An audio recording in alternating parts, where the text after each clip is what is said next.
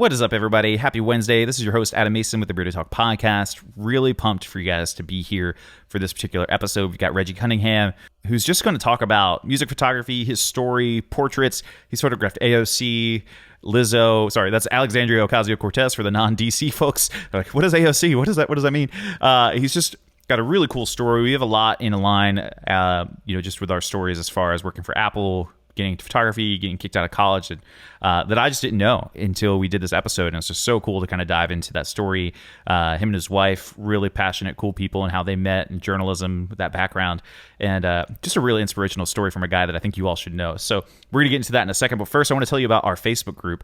If you haven't been there yet, it's just togfb.com. It's for freelancers of all kinds, creatives who want to crush it, who want to make it happen, transforming your passion into a business and actually making it work. It's not the easiest thing in the world, guys. So I wanted to create a place that was free where we could talk about things openly and just share our secrets. I get asked often if people can pick my brain and buy me dinner or buy me a beer or whatever. And one, I don't drink, and two, I think my time is worth more than a burger. But the Facebook group is free. We answer any question in there, and we kind of go deep in there. And so that's where we're doing live workshops, really cool too. That's also where we're doing really cool workshops, like our next workshop on SEO, which, if you don't know, is search engine optimization. That's how Google and Bing are going to find you. And so that people, when they look up, Adam Mason or Reginald Cunningham or Reggie Cunningham, sorry, that's what his mom calls him, Reggie Cunningham, then they're going to find him, or if they look up Kid Noble. And so SEO is going to be how people who are looking for you find you. And so we have a free workshop we're going to do, really low level, real basic. What can I do to get started? What are some principles I need? What's my checklist when I go on through a blog post? That's May 5th in the Facebook group, live, 7 p.m. EST, in our Facebook group.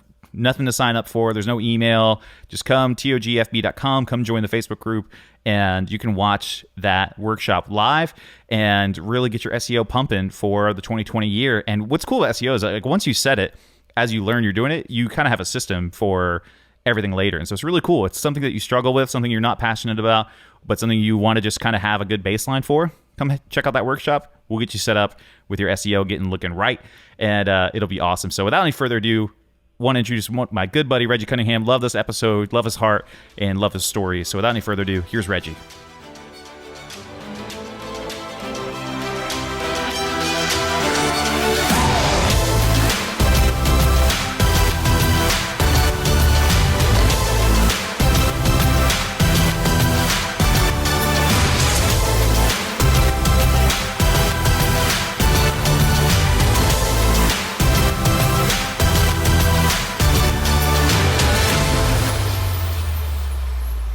Reggie, before we get started on any official, talking about your career and how talented you are and how much of a badass you are, this is time sensitive, but what the hell are you watching and tweeting about on Twitter right now? I'm not clued in at all, but I'll just see a tweet and it'll be like, Jessica and James just made out. What's going on here?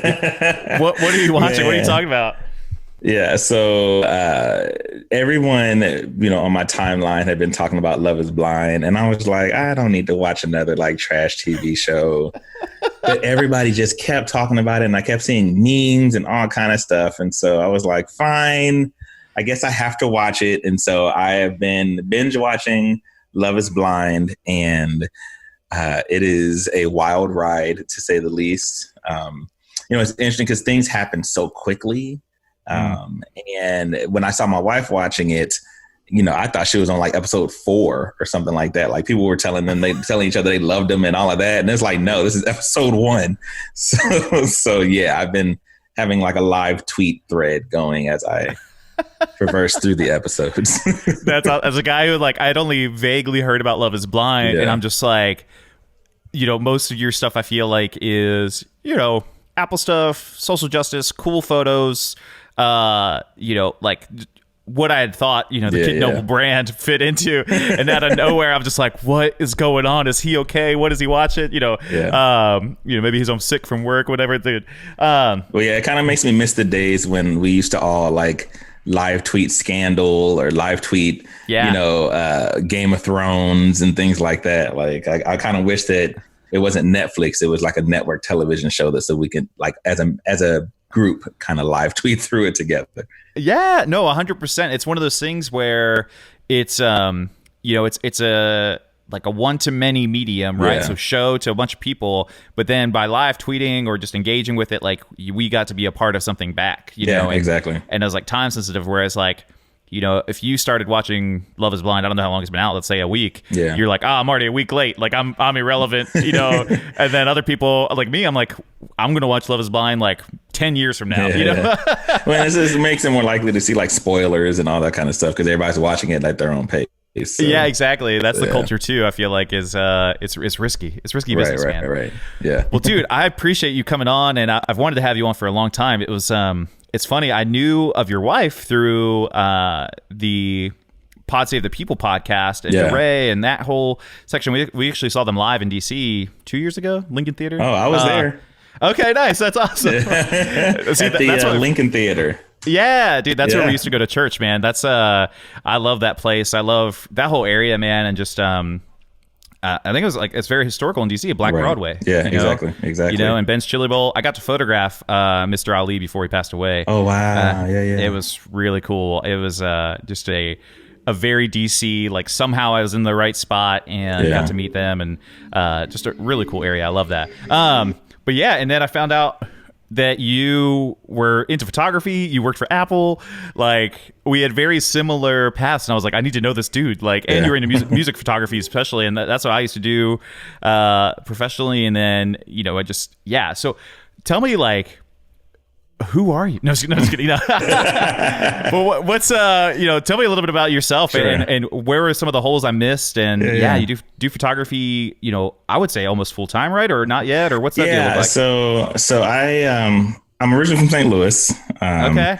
Me and Brittany actually met at a protest, which is really on brand for us. 100%. So that's you know where I met DeRay and all of those wonderful people.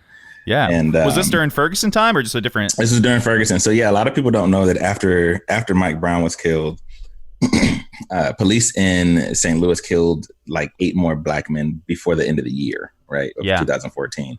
And so most of them happened to be like in North City, North County. Okay. But one was in South City where I lived, was actually a few blocks from my home. Named Von Derek Myers. And so this was in October of 2014. Okay. And so all of the protests kind of came to South St. Louis.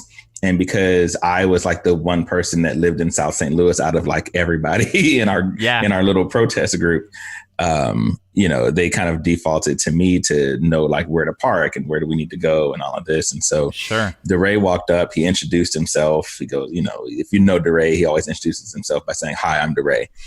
And then he handed me his phone and said, "Can you tell Brittany where we're at?" And just like walked away. Right. Oh my gosh. At this point, I'm like, well, you know, he's not from St. Louis because, you know, just like hand somebody your phone and just walk away. Like, it doesn't work. But so, I ended up looking through this huge crowd of people, hundreds of people at nighttime trying to find Brittany, and finally found each other. And, you know, we were friends for a couple of years and we started dating, and you know, the rest of that is history. But as far as my photography goes, you know, I've been around it all my life. It's always an interesting question when people ask me, "Oh, so how long have you been doing this?" My mom was a photographer. What? And so that was like her side hustle as a single mom, like, you know, raising a little black kid in St. Louis, and so like struggling. Right. And so she had a friend, his name was Elcardo Moore, who had his own photography studio. And he offered to teach my mom photography as a way of her being able to make money on the side to help support her family. And so she did it for a long time, like 25 years. She did a lot of weddings and things like that. She was very, very good. And I think that after a while, she just kind of got burnt out from it. But because I was always around it, I think I just kind of picked it up by osmosis. And I always enjoyed taking pictures and all of that. My mom is like the keeper of our family photo albums and all of that. And so when I decided to relocate back to the East Coast for the second time, I asked my mom, I said, "Hey, you know, can I take your camera? Because it'd be a way for me to make some money on the side until I, you know, really get into my field, which is communications." So I went to school for journalism in undergrad and got a grad degree in PR and a grad degree in multimedia design. Yeah. and worked for the Rams for 8 years before they left St. Louis in their game day comms department. And that was my dream, right? My dream was that I was going to run a communications department for an NFL team, and moved up to DC thinking that I was going to come up here and get me a comms job making six figures, and it was going to happen just like that, and it did not. Dang. And luckily my wife, then my girlfriend, was like, hey, maybe this is God's way of telling you that photography is what you're supposed to be doing. Sure. And I was like, okay, well, let's make it happen. And sure enough, like, things just kind of started popping right away when I really committed myself to doing it full time. So, and then, I picked up Apple. I've been at Apple. I just got my thing from the head of retail that says, congratulations, you've hit 4 years at Apple. Okay. So I worked there 3 years in St. Louis, and then I quit when I moved up to DC, and then I came back a year ago. That's cool. And so, that's my part-time gig so that I have health insurance. Okay. Yeah. Hey, we talk to a lot of freelancers who, you got to budget that, and it's a big bite when it's, when you finally are able to make it happen. So I support it. And you get the computer discounts. So. Yeah. Discounts. I mean, and even bigger than that, discounts on, computer bags and, Fuji. If I shot Fuji, I'd get a discount on Fuji and stuff exactly. like that. So, all the corporate benefits people don't realize, like you could work. Exactly. Ironically, like Microsoft employees get a discount at Apple and vice versa. There's there's that. We used to have a book that we'd pull out in the back and be like, oh, we get 6% off if we, go to Booz Allen or something. That's cool, man. That is crazy. It's almost like, you get to grind right now, and in the same way that your mom did, a little bit. And I don't know, that's just cool. I don't feel like I know a lot of like freelancers, and I love what you said. Just it sounds like the relationship was like, hey, this is a skill, but like, oh no, like, can I use this tool to make some money? And I don't feel bashful or shameful about that in any way. I think that's like, you got to know what you got to know. And I know for me, the only reason I started charging photography was like, I didn't want to get a quote unquote real job, 10 years ago, 11 years ago, I was in college and I was like, I don't want to work at the bookstore, or whatever. And then some dude was like, hey, I'll pay you $20 to take a photo of me that will make a girl like me. I was like, done. I got you. I got you. So I should have stayed in the Tinder headshots, that could have been a thing, but but that's cool, man. It's been really interesting, man. Like, when I first started doing it up here for money, like, I didn't know where to start. How much do you charge somebody? I don't even really have a portfolio to show people. Like, sure. I would take pictures of my wife and then like post those and be like, hey, I do photography. So if you need headshots, and I never thought I would be doing what I'm doing now. Right. Like, I always just thought it would be like, oh, somebody needs senior pictures or something like that. Yeah, like the occasional gig. Yeah. So what are you doing now? Especially if with Brittany's background and even your own background, like you have a degree in journalism, so like you're in the political space. It sounds like, or in the I think that sounds more fun. The revolution space, if you will. And then like, so I feel like you've photographed some of that end, and then. Is music photography mostly passion right now, but would love for it to bring in cash, or both, or, how does that fit in there as well? Yeah. So where I really got inspired to jump into music photography was not when I saw Ravy B's pictures, which were phenomenal, right? When she was on tour with Beyonce and Jay-Z. But when I heard like the story of how it happened, right? So for those that don't know, she was shooting at Made in America. And, when Jay-Z comes out, of course, he had his own photographer that make all the other photographers leave the photo pit. So she shot from the crowd and posted the picture online and tagged Jay and was like, yo, next time you want to put me in the photo pit. Well, he saw it. And had a concert coming up in Brooklyn and was like, yo, like, I want you to come shoot this concert. So she showed up, she killed it. And then they hit her up and they're like, yo, we want you to come on tour with us. And, we're leaving soon. So make your decision. And then now she's like this world renowned music photographer. Sure. And so I was like, oh, well, it'd be kind of dope to like shoot concerts. I've always loved concerts. I love music. And so the first concert I ever shot was a music festival. It was A3C in Atlanta.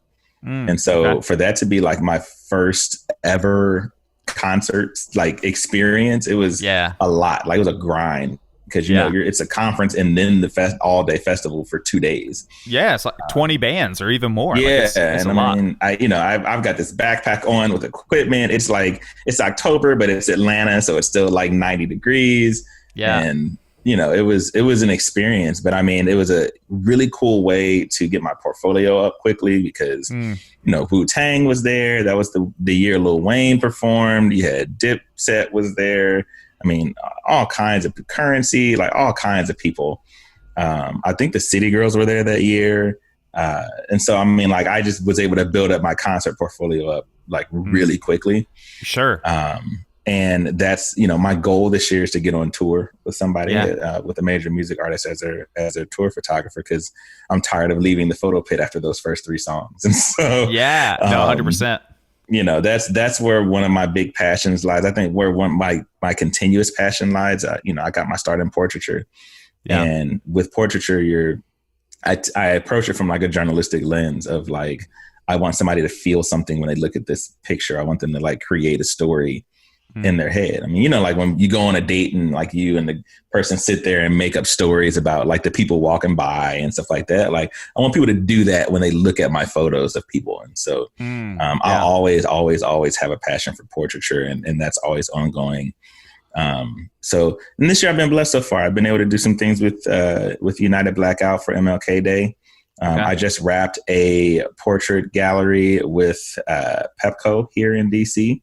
Oh, cool. Which was awesome. right over in their portrait gallery, in the Edison Portrait Gallery, where they were highlighting the first graduating class of this kind of program that they run that is supposed to fill the void that is being left by technical schools. Sure. So they printed these like huge, I mean, each portrait was like 5 feet tall. Like, wow. It was nuts. But that was my first like solo gallery. So that just wrapped. And cool. Working on some personal passion projects, I've got one that I'm kind of been working on for over a year. And then I've got one that's kind of in the chamber that I'm still in the planning process of. Okay. And cool. Everything else, I'm just kind of taking it as it comes, man. Blessings have just kind of been coming down the pike. And, I do my best to knock them out the park every time. Yeah, dude, that's awesome. Especially too, for somebody like you who's so connected, that's part of it, but like you have the skills, and when connection meets the skills, it's a good thing. Yeah, oftentimes sometimes you don't have any connection but you got skills, and that's its own set of problems. And then, or you've got the connection but no skills, and they're like, hey, Reg would be the great guy for it, and then you're like, no, like, hey, do you do baby photography? You're like, or whatever, that kind of thing. I think that's a good recipe. And I think too is as you probably already know, like you even mentioned, like the consistency. Like people give up after that first month, and you're like, no, you gotta be in this for a while. And like people just don't realize, man. You were in the pit for Lizzo, right? I was in the pit for Lizzo at the anthem. That's so cool, man. That's awesome. That was a surreal experience. That's probably like the biggest, outside of like a music festival. Sure, probably the biggest artist that I've been able to photograph so far in concert. And I did the second night, and so because she did it like a 2-night concerts here in DC. And so the nice thing about doing the second night is I think all the photographers went on the first night, right? Yeah. And so there was literally like me and 2 other people in the like photo pit. There was like nobody there. That's great. And so I had free like range to move around in the photo pit as I like, however I wanted to. And when I tell you, like, I don't really have a bad frame from that concert. Like that is, those times, man, like when you're shooting and you're like, you're just in the zone, you know what I mean? Like, it seems like you're in the right place, for framing every single shot, and things are just unfolding in front of you, and you're like, oh my God, like this is perfect. And so, that's kind of how that felt. That's the most cool. In the zone for a concert I've ever felt, was shooting Lizzo, and the pictures. I was just thrilled with how the pictures came out for that. Dude, it's one of those things where it's like the recipe, everything comes together, right? Like you're excited. So when you're excited, you're going to shoot differently anyway, but then it's a huge artist. So that helps too. And then like I was telling, Mauricio Castro. Yeah. Well, I shoot for chunky glasses. So yeah, exactly. We had him on 2 weeks ago, and I was telling him, when you shoot bigger artists, like I remember I came from the heavy metal rock and roll background. Gotcha. So like I'd shoot big metal bands, but big metal bands, like they wouldn't play till 11 o'clock at night. They liked it dark, and it was, scary and kind of, hey, we're big tough guys. Which is great as a concert goer, but as a photographer, I was like, man, this is trash. This is not this. ISO 6400 10 years ago, so it was real rough. And then I shot my first country band. I shot Rascal Flatts, and I was like, man, this is the brightest show I've ever seen in my life. It's brighter than outside. And Lizzo, obviously not everything is bright, but it's like they're going to have professional equipment. It was great lighting. Yeah, it just everything works. And even people don't realize too with the festivals, like if you can get in on a festival, it's an easy way to, if you do the work, it's like have your site say, hey, I've got Lizzo, I've got Lil Wayne, I've got a variety of artists, rather than a lot of newer photographers. They might just say, if they do get a Lizzo or even somebody a little bit smaller, they might say, hey, I just have this. And you could be lucky with it, but it's hard. People want to make sure that like any client or whoever's going to hire us as music photographers is going to, you want to show that you can work in a variety of spaces and or whatever those people are looking for. Well, and especially with festivals, I mean, because a lot of times festivals have multiple stages. Yeah. And so you really have to like look before you even show up, you kind of have to look at the lineup and the times and think like, okay, theoretically, like where can I get to? Yeah. And to get these pictures on time, right? You don't want to be like the walking in right as they're performing at a festival, because at festivals there's like dozens of photographers, right? Yeah. And so, if you get there late for a performance, like you're going to be at the back of the group and it's going to be a little frustrating. So, and part of it is like, you got to scout beforehand of like who you think's going to pop and who is just kind of there, I mean, so many of the young female artists were at A3C the year I was there, like Saweetie and a whole bunch of people like that. And so, I really tried to like listen to their music beforehand to see like, okay, like who do I think is really, really going to pop? And then let me kind of plan around how I can get around here. So hey guys, hopping in here, I want to thank our first sponsor. That is Tave. Tave is my client management system of choice. It's who I use to manage all my contracts, payments, schedules, calendars, invoices, all of the stuff that is just not that fun. The most fun part of my job is creating images and interacting with human beings. And any other thing that is doing that is not fun, but is necessary, right? Like your mortgage doesn't care who you photograph today, but they do care that you got paid. Thanks to Tave, I'm able to manage over 60 clients a year as we grow our wedding photography team here at Mesa Photography. They make it super easy to make sure every single one of those clients gets the luxury experience that we want them to have, right? So if you find yourself being inconsistent in email and you're like, oh, one person I get back to within 24 hours, whereas another person I left them on red for a week, that's inconsistent. And it's just not a good way to run your business and your brand, even if you're not going to shoot those clients. And so Tave really helps you have a consistent workflow. One of my favorite features of Tave is you can just look at the booking reports. So it tracks all your inquiries, how they found you, and that's any industry. So whether you're boudoir, videographer, portraits, corporate, whatever, you can kind of have job times for each and every one of those. So for us, we do a lot of corporate events as well. Everything goes in there, contract in there, delivery emails. There's a template for everything that is just a starting place. And it makes it really, really easy to get that consistency, to be quick. I can run my business basically on my phone and with my camera in my hand. And Tave makes it really, really easy. I've used Tave for years now. It's changed my business forever.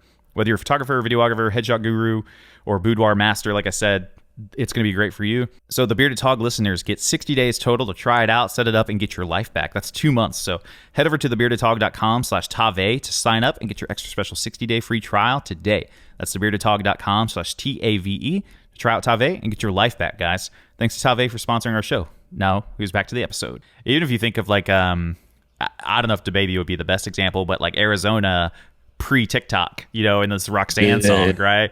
You're like, oh, they're on the small stage, whatever. And it's like, no, like that's the best time to shoot them, get on tour with them. Like that's the prime time, and then you're able to like make it happen, for sure. You still there, Reg?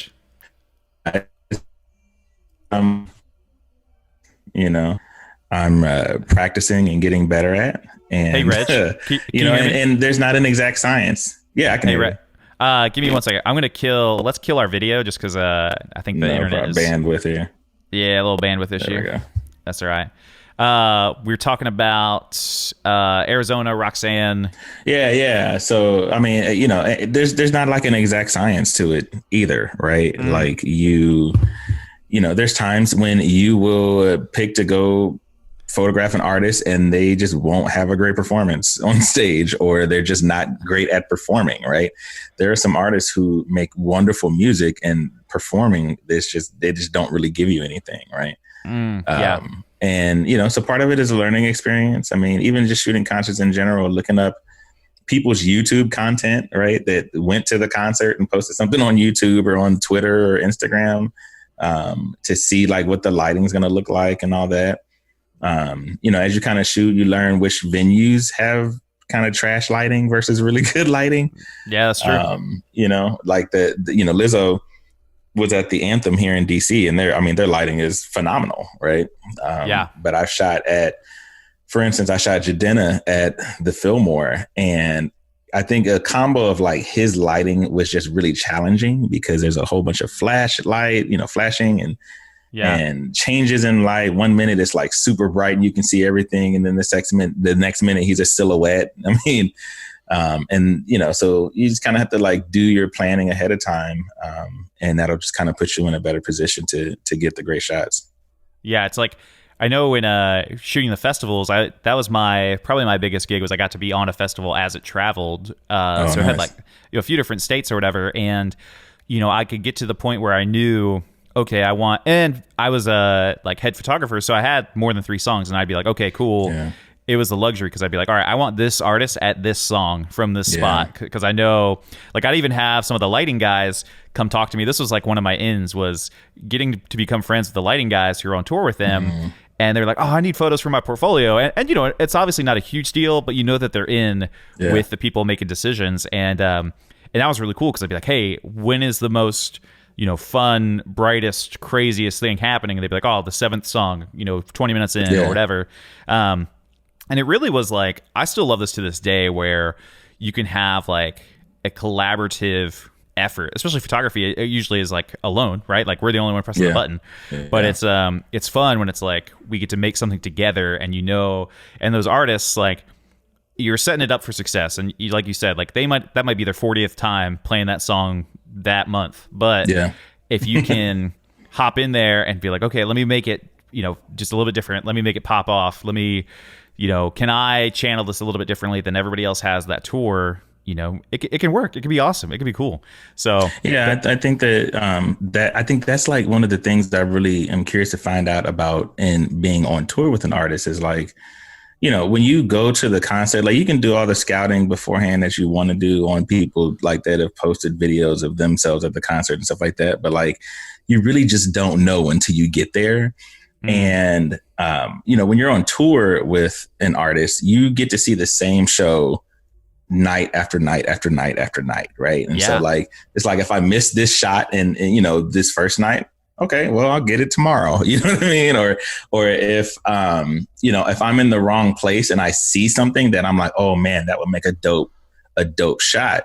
You get chances to know what's coming up in the show every single time. You can kind of plan out that way of knowing like, hey, this is the point where she's going to tell the whole crowd to turn their cell phone lights on. So I want the shot from behind, from on stage, you kind of get used to knowing what's coming, and that kind of makes you able to better prepare yourself to get the great shots as well, as opposed to just experiencing it in the moment and then shooting and going back and looking and hoping you got something great.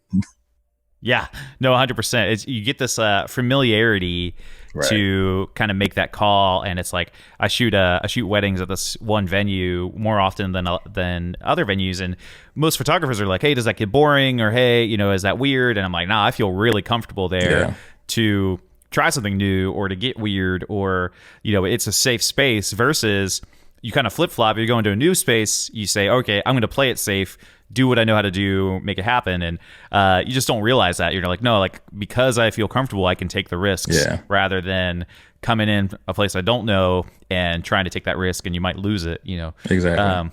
Or if you only had an artist for one night, right? Like then you're going to hopefully do it a little bit differently, or like 2 songs, shoot it how you know, 1 song, be like, okay, we're getting wild. Yeah.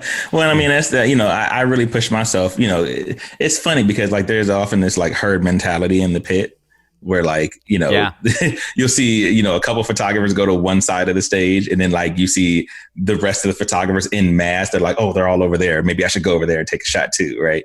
And so like, I really push myself to actually just go to the opposite side of the stage from where like the herd is. Yeah. Because, I don't want the same shot that everybody else gets. That doesn't make me stand out. Right. I want something totally different. And so it really helps to kind of push yourself in, at least in those little safe ways. Right. So like, I've never seen the show before, neither have they.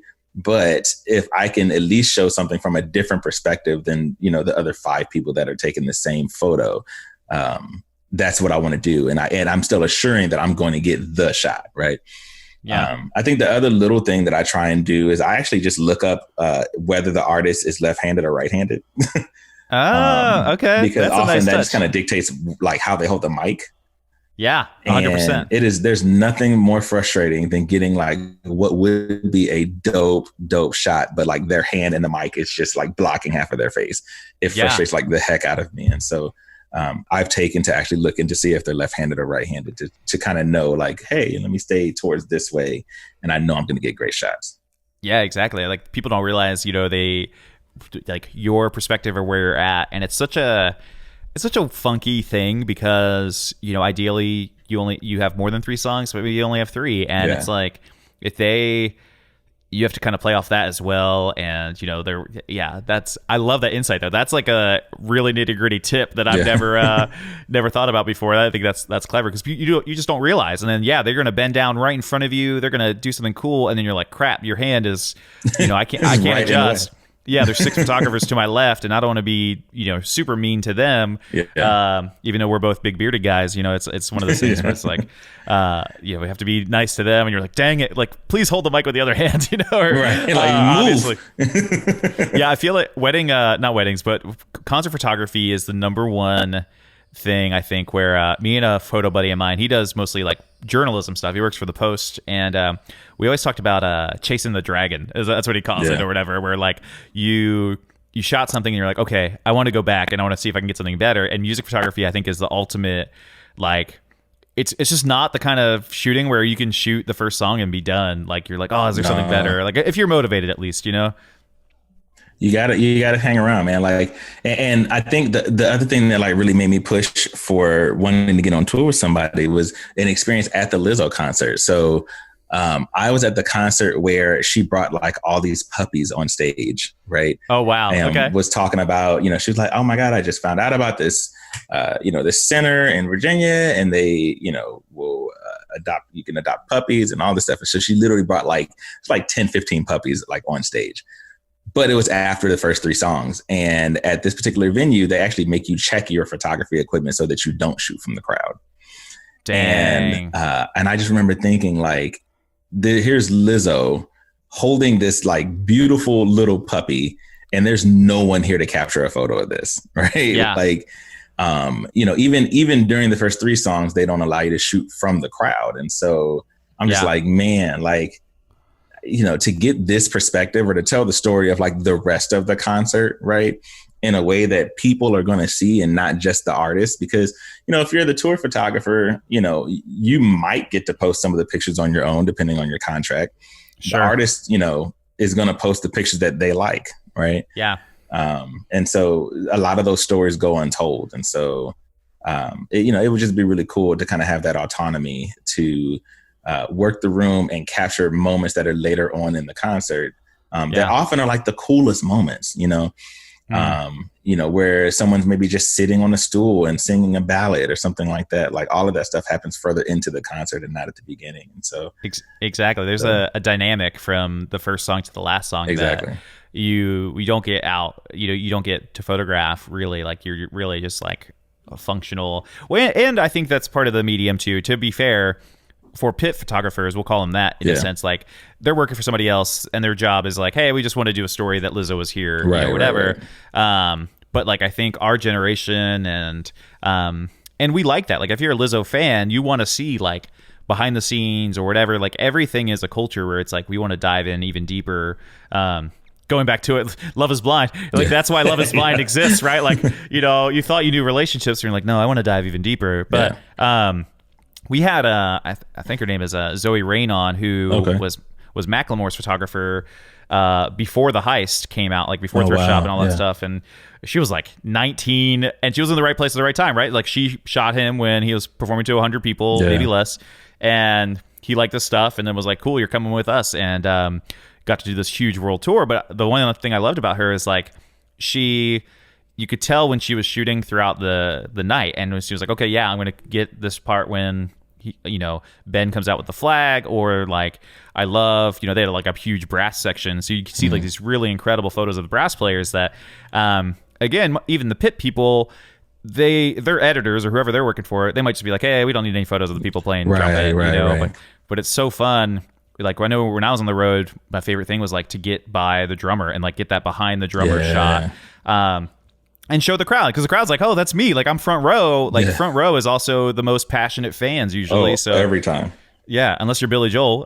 Did you hear that? Like he doesn't let the front row get booked, and then at the end of the night or like at his shows, he'll bring up people from the nosebleeds and put them front row, so they're the most passionate. Oh wow, that's really dope. Yeah, because he was tired of having I don't know the best way to say it, like just the rich, privileged folk in the front row who weren't as appreciative, like they're just kind of like, oh, we're seeing Billy Joel because this is like what we're supposed to do. Or it's kind of like the people that sit behind home plate and like sit on their phone.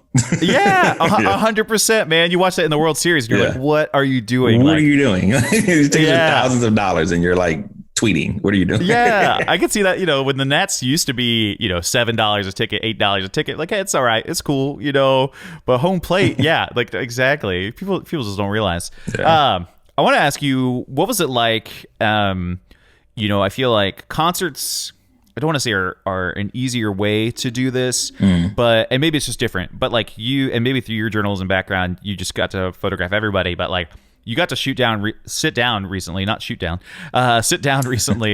and photograph. I think the biggest one that I saw was Alexandria Ocasio-Cortez, AOC, was. I imagine those situations are usually like very quick, like, hey, we've got 90 seconds with, the representative or whatever. What was that process like for you? And was it nerve wracking? Was it easy? Was like, what were the variables happening that day? What was that like? I think it was like, so this was at the United Blackout event up in New York for MLK Day. And, I think it could actually be maybe compared to, moments when you're shooting a wedding, right? Like, so I always tell people like weddings are like the one thing that I refuse to do. Like I just absolutely refuse. My mom did them forever. And I'm just like, no. Yeah. And a part of that is because there's this anxiety that I have that I'm going to like miss the shot and mess someone's day up. Right. Because there's certain shots that you can like redo, but there's certain ones that you just can't make that magic happen again. Right. Yeah. And for it to be like someone's day, there's that gravity that's added to it. And so I think that it's kind of akin to that of like, yo, I have to kill this, or I just messed up, what could be a once in a lifetime opportunity. Right. And so I, basically what the way that day was set up was I was working, doing behind the scenes photography, during that event in the green room, which was like, it was called the green room, but it was really like this huge open area just on a different floor. Sure. And, I was up there. I know you had Noemi on recently. She was up there shooting behind the scenes. She actually is how I found out about the event, because I saw her shoot it last year. And so, they had like a little portrait setup area that one photographer doing portraits. And then, I was told that, hey, like if you see any of the celebrities and you want to pull them to the side and like kind of do your own portrait with them or whatever, like feel free to do that. And so I saw her and I was just like, okay, I obviously have to take a picture of AOC. Like, yeah, it's AOC. Like, you really can't let this one get away, And so, she was talking to a bunch of people, and of course, because she's super popular. And I finally managed to get over to her. And of course she saw like I had cameras hanging off of me and stuff like that. And so I just asked her, I said, hey, you know, would you mind if I just got a couple minutes to get a couple quick portraits of you? Yeah. And she was super gracious. She was like, oh yeah, like no problem at all. You know, where would you like me?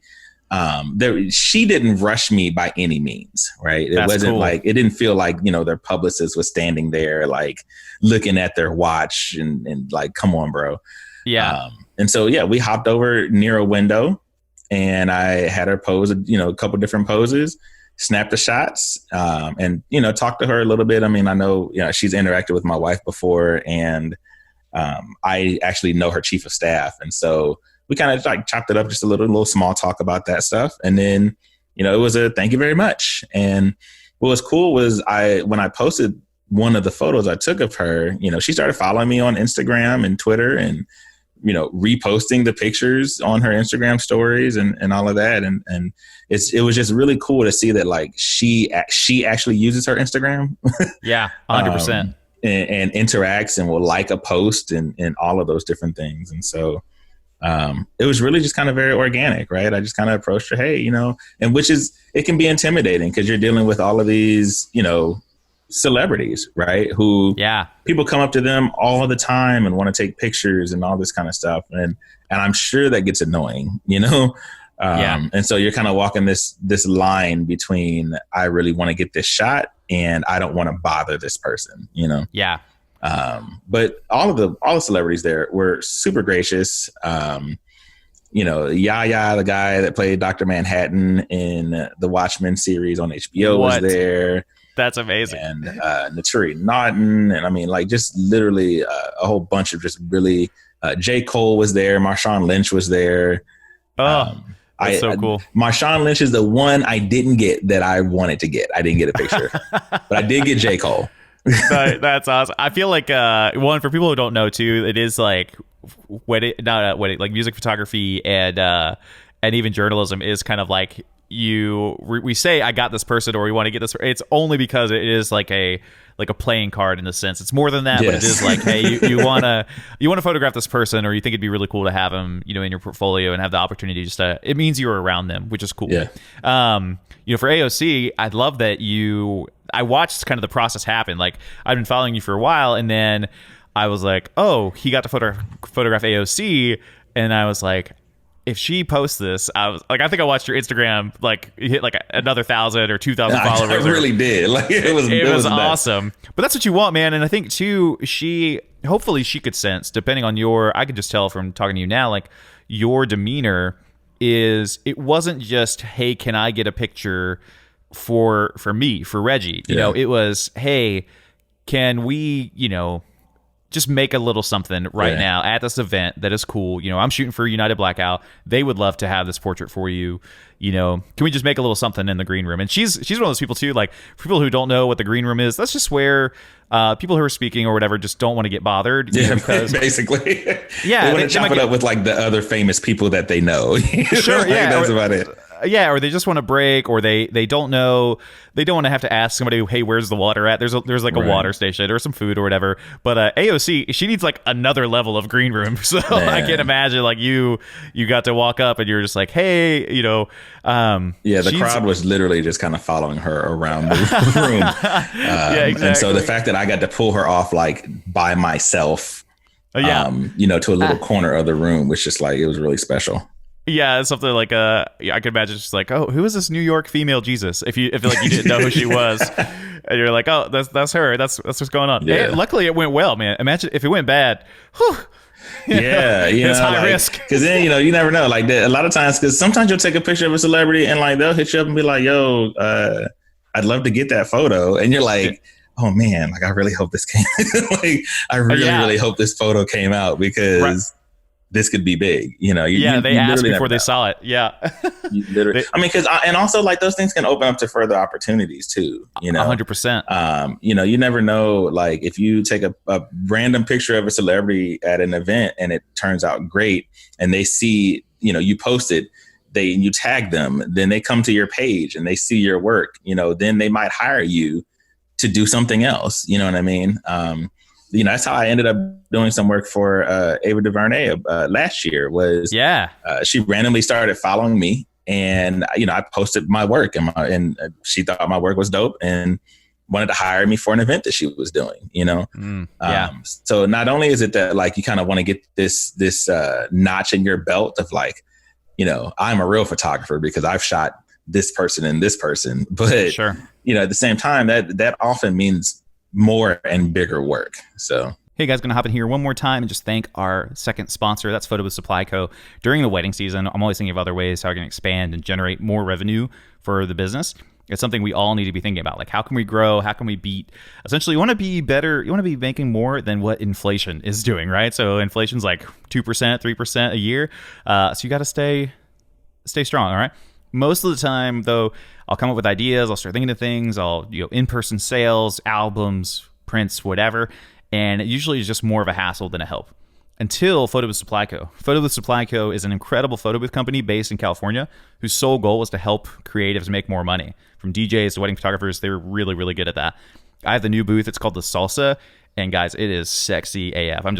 They didn't pay me to say that. That's legit. It's so pretty. Most photo booths look like trash, and I would never bring them to a wedding, and I hate it. But the Salsa has leveled up my business for sure. My clients love it. It's awesome. It's the images that they get instantly that night, which is really cool. It does Instagram, it does Facebook, it does GIFs, boomerangs, photos, video. It is really, really cool. The Salsa also just fits my brand. There's no printers, paper, there's no backdrops, there's no boas or Viking hats that people have to wear, especially during times like these where we all need to be a little bit more sanitary than we have been. We've been resting on our laurels, and it's not good. So Salsa is where it's at. It's all in one. It's digital only, selfie style, eco-friendly booth. You don't even need to hire an assistant, guys. You can just throw this in the back of your trunk, bring it with you to the weddings. It's about the same size as my camera case. And I think it's like 30, 35 pounds. So definitely not something you need to be a large bearded guy to manage. My favorite part of Salsa is that during weddings, it's already making money for me, right? Like I've been paid, but then also it collects emails and phone numbers every time people take a photo. And it sends it to them, and it includes my Instagram handle, includes my email, my contact information. And by the end of the night, I've usually gained a few followers and sometimes even gotten emails from couples who were inquiring about how awesome that photo booth experience was. So really, really cool. The best thing is also super affordable. They even have payment plans. So you don't have to save up to start making money today. You can start right now. Head over to thebeardedtog.com/booth to get your Salsa photo booth and start making more money on every wedding today. That's thebeardedtog.com/BOOTH. Big thanks to Photo Booth Supply Co. for sponsoring our show. Now back to the episode. Yeah, and I mean, again, it goes back to what we were talking about, like connection, meet, and effort. It's this like she already liked your work, and then it was good enough, that she was like, okay, yeah, we can actually do something together, and right. you have that like just that matchmaking. Something we didn't even talk about because I feel like music photography is a game of just like trying to get in, just being in the right place at the right time. We'll put it that way. Was one of the things how I got my one big festival gig. I don't even know if we talked about this. So I knew somebody because I was a musician, played guitar or whatever, and very basic stuff. And I knew a guy through my school who was like a mic rep for Shure microphones. Okay. And he says, "Hey, we got this festival coming out. Can you go photograph this artist using this microphone? I'll get you access to the festival." I was like, okay, sure. Like, I love music. That sounds great. Yeah. And bro, so that's like, I got the same level pass as all the other photographers, and I was able to photograph a festival. Oh, wow. And shoot all the other bands and whatever. Literally, and he only wanted the one band, like a one photo essentially, right? With the microphone, just like for marketing or something. Exactly, yeah. He wanted a Shure KSM9 used by the Newsboys, man. Yeah. And so though, like it was so cool, and I was like, well, I'm gonna try and take advantage of this whole situation and shoot everybody. And there was a heavy metal stage, so I was like, well, I'm gonna spend my time there, and it was so great. And then literally that was all for free. Like, it was literally just to help out a buddy. And I sent all my images, or like I made a little portfolio, and I just sent it to the festival. I said, hey, I loved coming out to the festival. It was really great. Like I legit wasn't even thinking of anything. I just said, hey, this is really cool. And the things lined up to where they had gotten a new marketing team that year, and they were like, hey, we were actually looking for a photographer who shot differently than the photographers we had previously. Mm-hmm. Like, it was a festival that had, kind of a tribe of photographers who were all great, but what happened was they had not gotten into, like they weren't open to feedback. We'll put it that way. And so, and not from me, from, their client, right, from this festival that's granting them access. And they said, we love these photos. Like, why weren't you shooting for us last year? And I was like, well, I don't know. I was like, I was 21 years old. I had no idea what I was doing. And yeah, that next year they were like, all right, you're coming on all tour with us. And we did like 5 dates all around North America. And it was great. And got to know these bands. And then some of those bands brought me on to shoot for them. And you just develop those relationships out of, humility is a big skill that is not taught. It's only learned. Yes, it is. I mean, and just, I get people asking me all the time, like, what's the best way to kind of get started? They're like, I want to do what you're doing. And it's weird because there's also like a little bit of imposter syndrome of like, I didn't go to school for this. This wasn't even my plan. I just kind of picked up a camera, watched a little YouTube and started taking pictures. But so people, when they say they like look up to my photography, I'm like, wow, really? Like, but they ask me all the time, like, how do you start? Like, what did you do to really start doing this? And I tell people all the time, man, like, you just can't be afraid to put your work out there and tag people that, the work involves and all of those things, and reach out to them and pitch yourself, tell them like, hey, this is what I do. This is, these are the kind of images I can create for you, or we can create together. And so like, let's do this. You know what I mean? And you'd be surprised as you continue to just put your work out there, what'll just come to you. And who will see it. There was that whole like phase on the internet when people would post like a few pictures and say, hi, I'm so-and-so, and I'm a photographer based in so-and-so, and my next client could be on your timeline. And like, after a while, it got a little cheesy, right? But that's how a lot of people, I got a lot of work like that, right? Yeah. Like a lot of really well-paying work like that. And people, if you can create dope content, people will share it and people will see it. Dude, I love that. I think people don't realize how, one, people get really romantic about, because this is especially for us, we're our own marketing team, right? Yeah. So like, it feels awkward sometimes to market us, especially, I feel like we don't want to come off like that guy in front of the restaurant when you're on vacation who's trying to convince you to come into the restaurant. We don't want it to be that way. Like the guy standing outside with the sign spinning. What was the commercial now with it, like for insurance or Progressive or whatever? He's holding the sign. Like even something like that where, ultimately we want them to be like, oh, we already heard your restaurant was good. We're on our way. And exactly. But I think the beauty of freelance, but also the process is like, we have to be somewhere in between sometimes. And we got to just say, hey, somebody come look at this. And hopefully somebody does. And they look at it and they're like, oh my gosh, this is amazing. And they found it. And I think, I'm definitely, it's been a process. 5 years ago, I never showed my face on anything my company did because of, just shame or awkwardness or whatever. And part of my story is I got kicked out of college. So I was like, oh, I don't want to be bragging about, doing this thing. But, now it's like I feel so much more fulfilled and I feel comfortable sharing my own life and in addition, my work. And I think people have bought into that and, literally and figuratively. But kind of like what you're saying, people don't realize, and I think I just came up with this mental game. Like if people who want to get into music photography or whatever, like you have to be okay with being a no name and photographing the no names. And then that is like the setup. And so many people, they just don't want to go to like, the tiny 50 person venue. Yeah. But I'm like, hey, the best part about that, there's no other photographers probably. Like go in there, dive in, make it happen, And I was on a podcast years ago and this was like their favorite quote, which definitely was embarrassing, but somebody was like, Adam, how do I get into food photography? I was like, you eat, don't you? Just photograph it.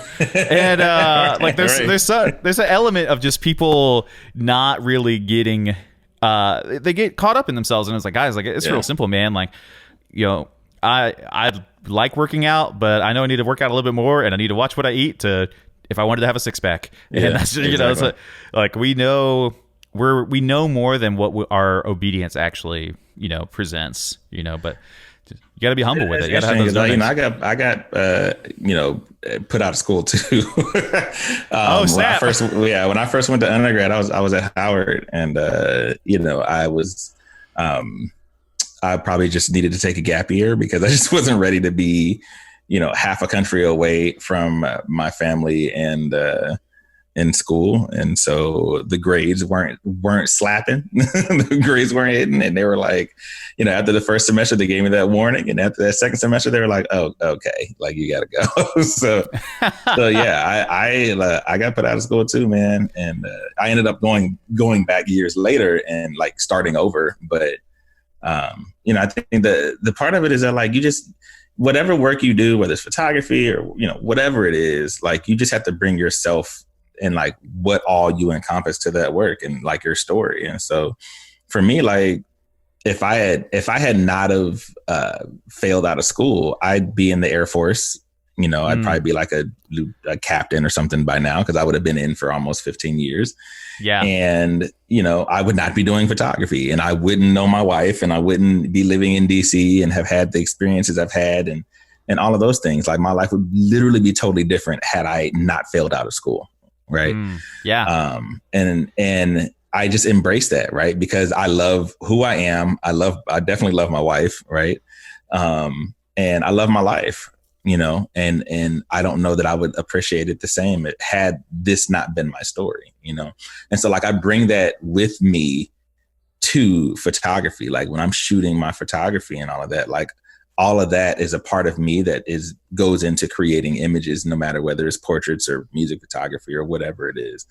And so, that's what I tell people, like, you just got to start shooting and like shoot what feels good to you, and put the stuff out there, and like, it'll happen. It'll pop, most what's crazy is like most of these tour photographers that you see, like not everybody's a Greg Noir that has like, a couple 100,000 followers or something like that. Right. Sure. Yeah. Like most major artist tour photographers, you go on the Instagram, they got like 600 followers, 800 followers. Yep. Like this is not a bunch of people, Yeah.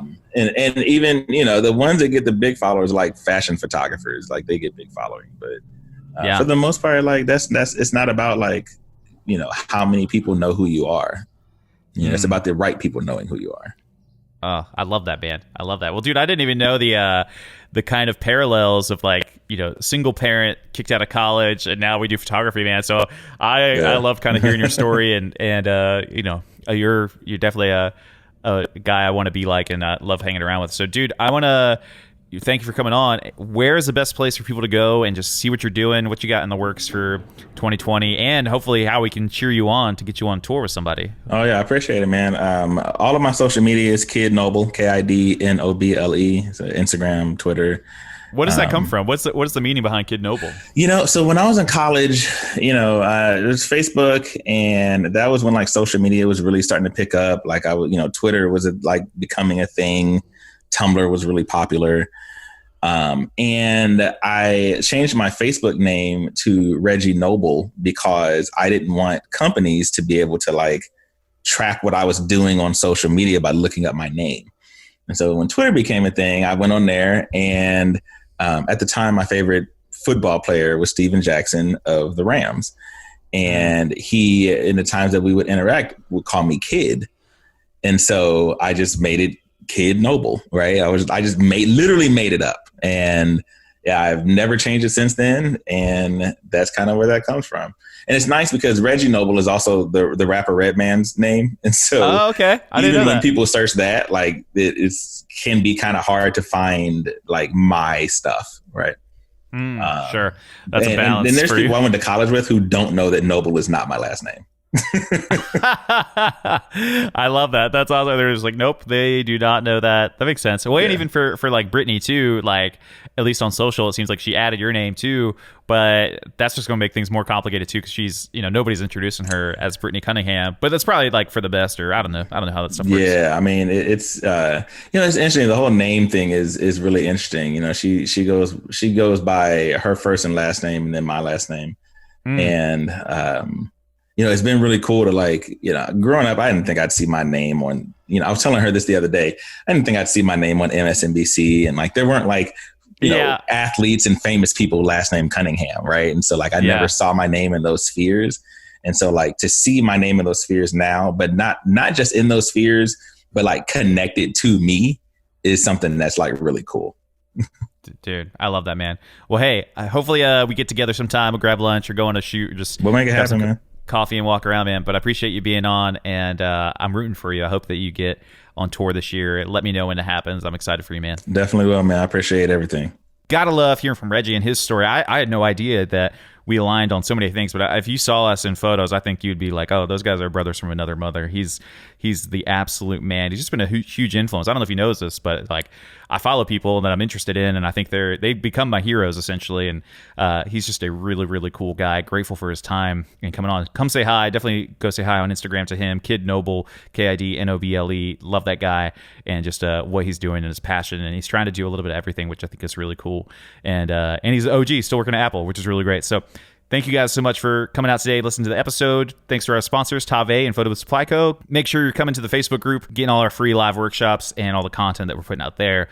If you want to dive deeper into these things, these soft skills, these business things that don't come naturally to everybody. So come in there. We'll talk about that. TOGFB.com, TOGFB.